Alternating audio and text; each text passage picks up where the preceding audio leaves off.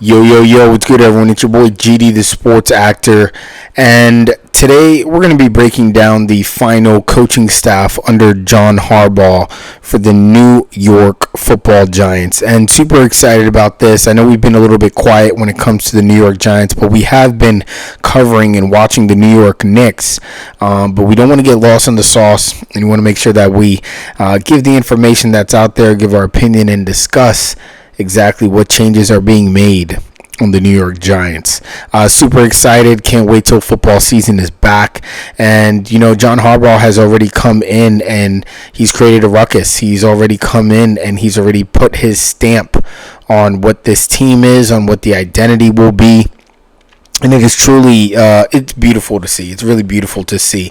Now, from the last time we had spoken, we were questioning on whether John Harbaugh would be the coach of the New York Giants. And I was able to give that information. I was able to give it, that evening right when it dropped. And it was just great information. Of course, you needed to have ink on paper. And there were some things that they wanted to discuss and have finalized, and some language that needed to be understood by both parties. And we got there. We got to the finish line. And as we got there, we got the headpiece. We have John Harbaugh, and we're looking for all the other pieces to help him fulfill this vision. Now, we thought that Todd Monken would be the offensive coordinator for the New York Giants, but we decided to go, he decided to go to be the head coach and get that head coaching opportunity with the Cleveland Browns. So best of luck to Monken over there, and in John we believe, in John we trust, and that's literally what we're going to have to do when it comes to some of these decisions.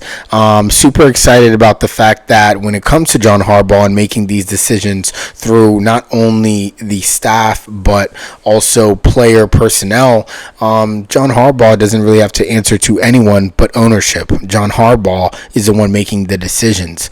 It's been reported that Joe Schoen has been demoted, basically, and his job is basically handling anything that has to do with scouting, which I think is good, because I think that Joe Schoen, although has made a lot of poor decisions when it comes to negotiations, when it comes to hiring and things of that nature, I do think that he has done well with certain picks, through the draft and being able to get Brian Burns through free agency. I do think there were some impressive moves, and some moves going to go get Greg Van Roten and John Runyon, Jermaine Illuminor. So I have seen some, some things from Joe Schoen that shows that, he has a good eye for some talent that's out there, and if we need to go get it, he's the type of guy who's going to do the best of his ability to go get it,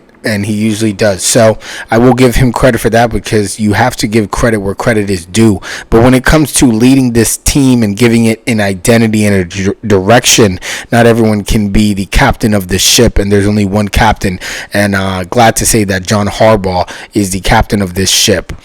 And so, when it comes to him gathering this coaching staff, it's not just about names, it's not just about philosophy, but this is about philosophy. This is about identity, and what type of team that the Giants are going to become. You have John Harbaugh coming in as a man who knows how to manage a team, knows how to assemble the pieces needed to give a good product on the field, to give a winning product on the field, and I'm very much looking to that. The guy's a culture builder, team architect, if you will. I could go on and on. But let's go ahead and let's start here. As I said before, John Harbaugh's background is in special teams. He's very understanding of game flow, situational football, clock management, complementary football against the other team. And he's not necessarily looking to be the offensive coordinator or the defensive play caller. He's here to build leadership groups. And he knows how to go look for pieces and assemble them together to make the best staff possible. Now, with Todd Monken out, he went and did just that, took his time. We were trying to figure out where he was going to pivot, and that's another good thing, another great thing that I'm loving, this year under John Harbaugh currently so far, is that there's not a lot of secrets, there's not a lot of leaks when it comes to the New York Giants right now. You're trying to figure out information, and you wake up one day and information falls on you. So the New York Giants are doing really good with keeping everything tight, sealed, shut, keeping information in-house and executing, and only giving that information when it needs to be given, and after the deal is done. And that's how you want to move. You don't want your opponents to know what your every move is, who you're going for, because that gives them, an opening to possibly go after that same person or try to figure out some type of way to block you from becoming great. And so really excited that we had Matt Nagy coming over to the New York Giants. He was a former Chicago Bears head coach. He had a 34-31 overall record, a 2018 Coach of the Year, 12-4 divisional title his very first season, and that was in 2018 when he did win Coach of the Year. He's been mainly spending most of his time with Kansas City, with the Chiefs underneath Andy Reid. So he does have a real big West Coast creativity, motion concepts, QB friendly reads that he's going to be bringing to the game. And with Matt Nagy, the guy is a very creative game planner. So, very much looking forward to that. A lot of quick passes and being able to help Dart improve when it comes to working within the pocket, and also just freshening up our game plan, our game book a little bit. I do feel like sometimes we can be a little bit one-dimensional, and we really don't have that ability to create opportunities through trick plays. We did a little bit with Mike Kafka at the end of that season last year. That was pretty exciting. We brought out some things in a few of those games where you didn't expect it from the Giants. So I am looking and excited to see more of those things, a lot more of those trick plays or just fresher ideas when it comes to plays, similar to people like the Lions. They do very well with that, or the Bears, they do very well with that as well. Matt Nagy is also very good at red zone design and working with quarterbacks as well. As I said before, he's worked with quite a few quarterbacks. He really worked well with Alex Smith, and of course Patrick Mahomes, 3-time Super Bowl champion, has nothing but great words to say about Matt Nagy. He also worked with Joe Burrow as well, and so he's worked with a lot of the studs that are in the league right now, a lot of the studs that you would want Jackson Dart to be watching and understand how he can improve his game the same way that those players, Joe Burrow, Patrick Mahomes, improved from year 1 to year 2. I think bringing in Matt Nagy is definitely, it's great. Although I do say, he does have some weaknesses when it comes to his rhythm and tempo. He's not really good at the run play calling. But John Harbaugh got something for that. Yes, he does. He got something for that. So we will get into that. Let's continue. Let's go on to our next. So as I said before, Matt Nagy will be the offensive coordinator, the new offensive coordinator for the New York Knicks. Next, we have the defensive coordinator, Denard Wilson.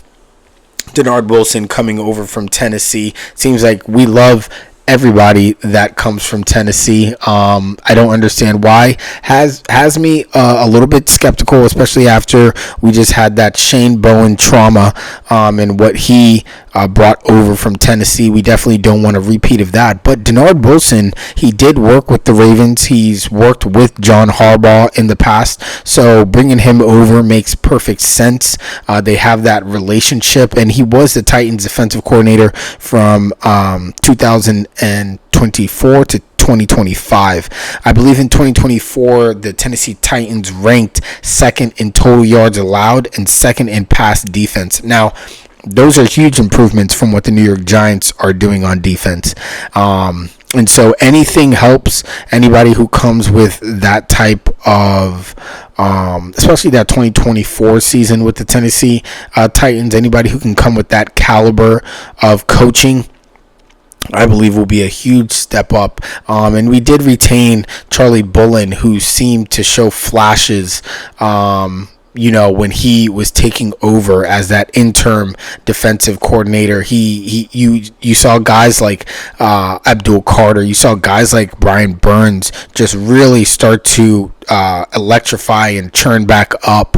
By that end couple 4 games of the season, you really did start to see a big shift, and I would say part of that is from Charlie Bullen. So you have some continuity that's in there while you're bringing in something fresh and new. And when it comes to Jannard Wilson, he also works really well with the DBs, something that I know we're going to need improvement on. And so him specializing in something like that is something that I truly think that we're going to benefit from. Wilson's also good at coverage structure, and he knows, as I said before, the secondary very well, and is able to disguise pressure packages really nicely. And this will help between, having some of this fresh energy coming in, having some of these new thoughts come in. This is going to be a different looking New York Giants. I'm expecting it to be sharper. I'm expecting it to be faster. I'm expecting them to be at their spots sooner, and execute. It's really what I'm expecting to see with a lot of these additions at the coaching level, and that'll trickle into a lot of these players.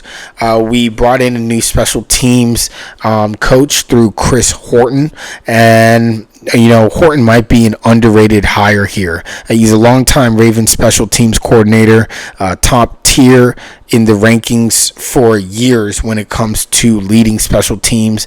He's trusted by Harbaugh, and let's be real, special teams is Harbaugh's DNA. So if there's a guy that he thinks is really good at that special teams job, I'm going to say, yeah, we should definitely probably trust that Chris Horton is that guy that is going to help us shape up the special teams, because we've had a few teams running back on us. We've had a few teams, take it to the house because we were not able to execute on special teams. And not only, on the defending side, but even on the offensive side, we found some type of promise when it came to Banks, running the ball as a kick returner, but who knows if Banks is going to be staying in that position. I do think that Banks would be better at the position that we brought him in at corner, and I hope that this new resurgence of coaches can really figure out how to unlock Banks and really make him, bring him back to that year one Banks that we saw, and help fix some of the things that we saw him struggle with in year 2. So super excited to have Horton, there as the special teams coach. We also have Greg Roman that was brought in, and Greg Roman, I believe he's going to be the running back coach for the New York Giants and really give us an offensive identity. I mean, it's been said that Greg Roman is probably one of the best running back coaches in the game, and so super excited. And that's one thing I will continue to go back to: John Harbaugh being able to collect the best and bring them together, and they're all on one accord. The New York Giants for quite some time have always dealt with coaches either having opposing ideas from the head coach, or just not being able to adapt or respond quick enough, or be able to contribute towards how, the team can win games. And I really think that a lot of pressure fell on the head coaches, who they themselves weren't really up for the job. Brian Daboll did as best as he could, but you had guys like, Joe Judge, you had Pat Shurmur, Mike Kafka. And we've had a multitude of coaches come through the New York Giants, 5 or 6, or probably even more than that.